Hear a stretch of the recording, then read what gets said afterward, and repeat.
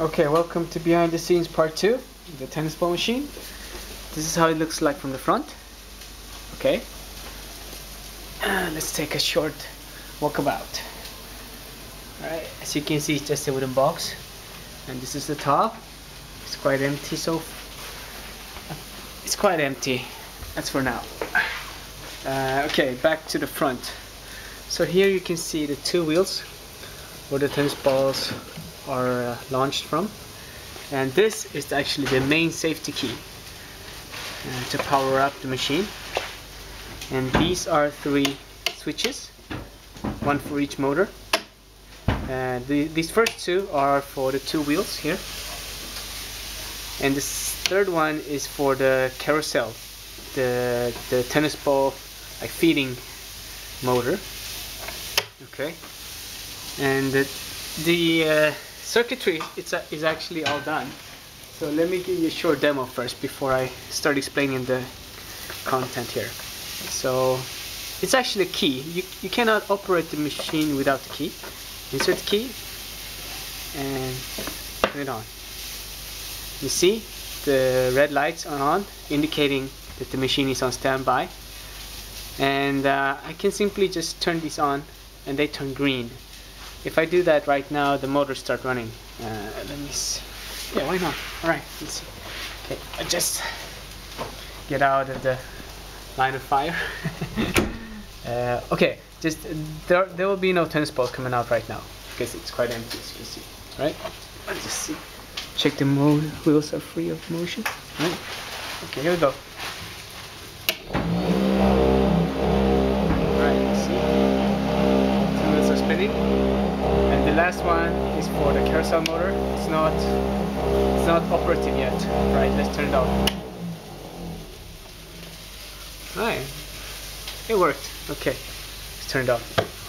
Great. Let's go see what's happening here. Okay, these are the 2 wheels, and this is actually the battery operating the whole thing.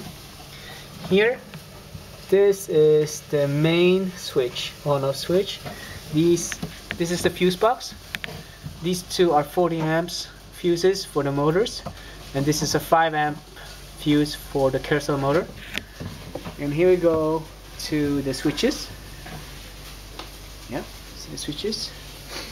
And then we have 2 cables going to each motor. These cables I'll tidy up after I install everything else. So we are missing actually the 3rd motor. The motor for, here it is, the motor for the carousel. Here's the motor. It's supposed to be connected to one of these wires, and actually this is just the red plastic here is just a cover.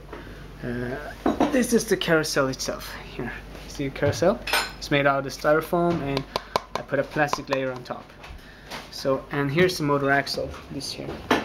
And I'm going to put this carousel on this motor axle.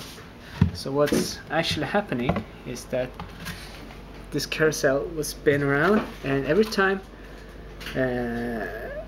these 2 holes are lined, a tennis ball will drop down to the motors, to the wheels, and be launched. And this will keep spinning, right?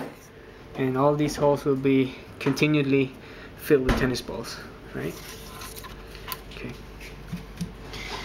And how I intend to transport the tennis ball from this hole down to these 2 motors is through this ventilation pipe. Here we go. You see this cool thing? Oh yeah. Probably it will be connected like this in this height. Yeah. Then we will have the plastic, the red plastic right here around this. Sorry, you can't see. Yep, that's it. It's very, very simple. This is all you need to build a tennis ball machine. Oh, let me explain the wheels a bit more. If we just push the battery. These are the plastic wheels I talked about. I changed screws to regular M3 screws here because the insect screws keep tearing.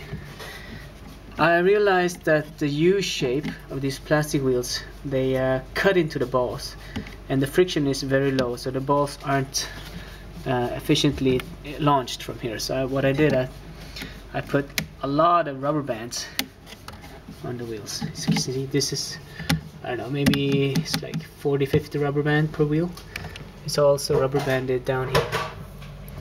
And the good solution with this is that the more rubber bands, the more friction and the less the distance makes the ball go faster. So I can actually affect the ball speed using the rubber bands. If I want less ball speed, I just remove a couple of rubber bands, both from the upper and lower wheel. And if I want more speed, I just attach some more.